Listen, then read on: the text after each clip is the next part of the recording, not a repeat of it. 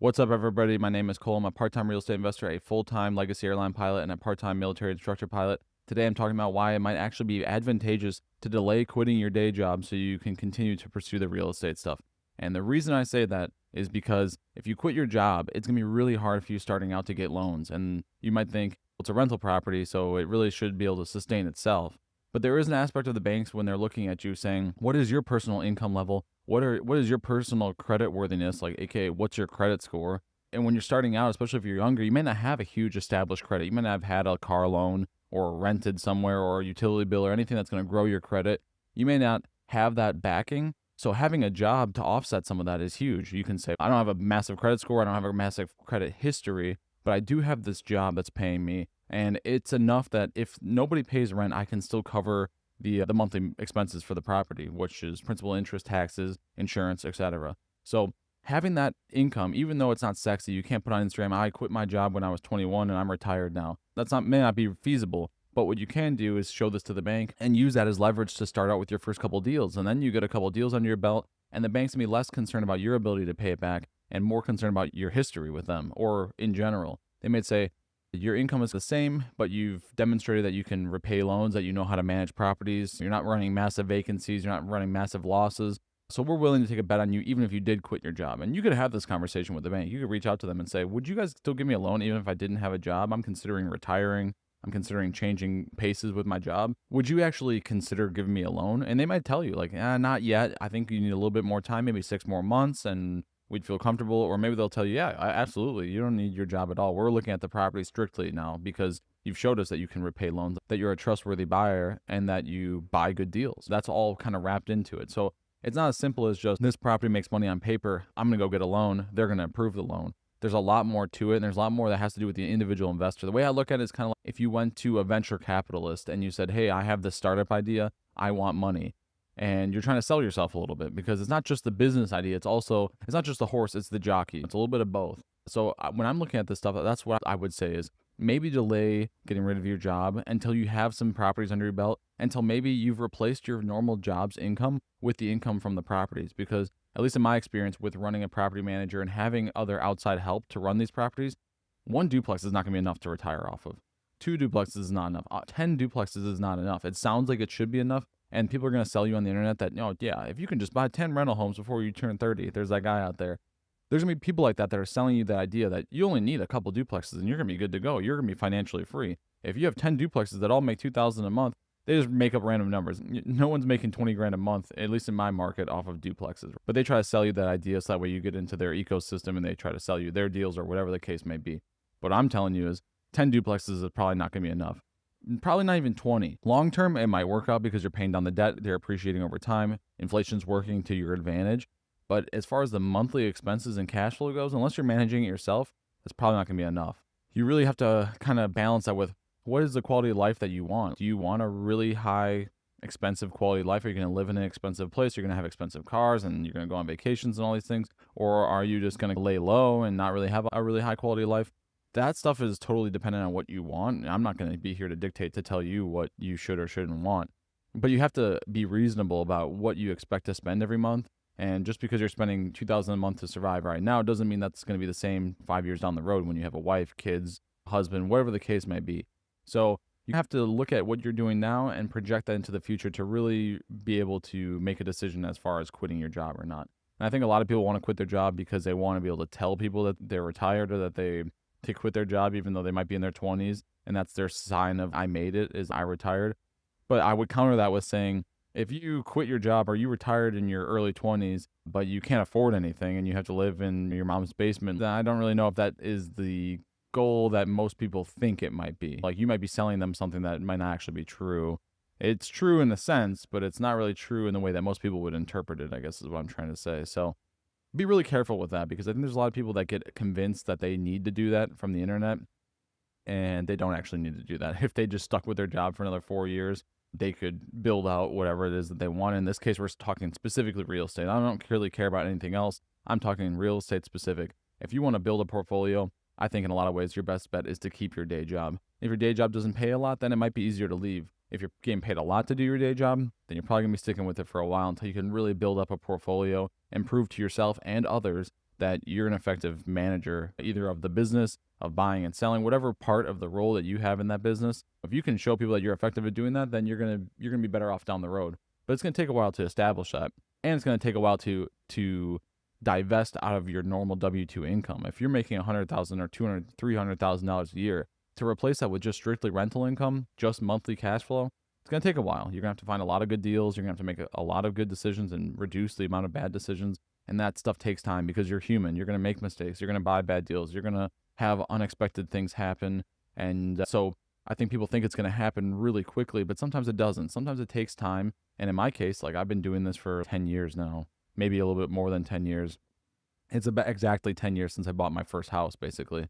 And I'm on call with the airline right now. If that puts it into any perspective, I'm literally working right now. I'm on call waiting for them to call me to go fly. I'm still doing my day job. Tomorrow I fly for the military. Like I still have all that stuff going on, and I'm doing this on the side because I know that I can't replace my quality of life and the income level that I'm at with the rentals that I have. If I sold everything, sure, I would probably make some good money and I could go do something else. But that's not really what I'm trying to build something for the long haul, and something that maybe my kids and their kids' kids will be able to grow from, trying to help out our own family. But I don't think that's going to happen if I just sell everything now and try to take that money and run. I think it's actually going to hurt me in the long term. Every time I've tried to make money fast, I've gotten burned. So I've just learned to just stop giving a shit about making money fast because it just doesn't work for me. And that's a me problem, not a you problem. But when you're looking at that stuff, that's, I think, how you have to frame it in your mind is this is going to take probably a lot longer and it's going to be a lot more expensive than what I think. And so maybe it's best to delay leaving the job until I really get a sense of what I'm doing here, what it's like to run a property. Do I even like running properties? Maybe you buy your first duplex and you realize, I hate this. Like, I don't want anything to do with this. And then you've already left your career and now you're backpedaling and you have to sell the property, or you get out of the property and you have to go back to your job and you're starting over. And I think that people cause a lot of pain on themselves by trying to do too much too fast, and maybe just take it one step at a time and figure out if this is even something that you really like before you decide to quit your job. That's my advice. If you do eventually become self-employed, then the bank's going to look at your self-employment income, aka maybe your rental properties, as viable income to prove the business's worth, so that way they'll give you loans. But it generally takes a couple years of proven track record for them to use that. So don't think just because you bought a duplex last month, you're going to be able to use that income this month to try to justify getting another loan from a bank just with that by itself. There's different loan programs that look at the person that's getting lended to versus the property, and sometimes they separate the two. There's a lot of different ways to look at all this. But I would say if you're going to try to use your self-employed income, at least have a couple of years under your belt. 2 years probably minimum seems like the guidelines that I've seen, because otherwise you're going to go in there with 6 months history and they're going to be like, yeah, that's awesome. We see what you're doing, but it doesn't matter. We're not going to be able to use it. And this is like a regulatory issue, not so much a bank, like the bank doesn't like you. It's just that they legally can't do it. And so think about that before you make a jump too. Maybe run your side business for 2 years while you're still working your normal job. And that way, when you quit your normal job, you can use the side business's income to justify the loans and things that you're going to be looking for down the road. That's one avenue that I would look at if I was in that situation. And I think scalability too is something to think about. I already touched on it, but if you want to scale this business quickly or more quickly and try to build something bigger, better, faster, you kind of have a couple options. Getting partners is one that really helps, I think, and I'll talk about that in the future. But also, like, your job is probably one of the biggest things that's going to help you because, like in my case, I'm still working. My partners are still working full time, so nobody touches any of the money from the business. Very rarely do we take a draw, and when we do, it's like after a sale or something that's bigger. It's not the month-to-month stuff. The month-to-month income is all just rolled right back into the business, whether it's getting new loans, hard money, refinancing stuff, whatever the case may be. That money's all just feeding more purchases within the business. It's not our full-time income. Nobody's using the money, and that's really crucial because if you're using the money from the business to feed your own lifestyle, you're slowing your progress. You're slowing down. That's just the math. It's really as simple as just math. There's no fancy formula. There's no secret that I could sell you. It's literally just math. And so when you look at that math and you say, okay, I'm reinvesting every dollar back in this business. Sometimes I'm making good deals. Sometimes I'm making bad deals. But either way, the money's getting put back into the business. That really is a freeing feeling because my income is not dependent on the performance of the properties. I'm going to try to buy the best performing properties I possibly can, but it's not always going to work out. Sometimes I'm going to make mistakes. Sometimes I'm going to buy properties that are bad. And I'm not going to be like stressing every month, oh my God, what's going on with management this month? Will I be able to pay my rent or keep the lights on in this place or whatever the case may be? I don't care about any of that.